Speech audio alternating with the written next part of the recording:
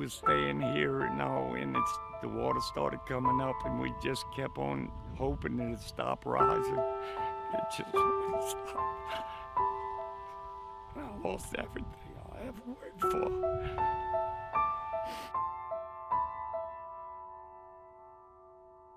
In the middle of August this year, 2016, the United States experienced one of the worst flood events ever recorded in American history. This flood took place from North Louisiana up into towards Clinton area, down to Sorrento, as far west as Welch, Louisiana, on east over towards Hammond, Mandeville areas. Many people went to sleep that night while it was raining and had no clue what they were going to wake up to. So many people lost everything. Now they're trying to rebuild from nothing. They're trying to go back into a home where all of their memories were made, where their past was left, and back to a place where water stole all that from them.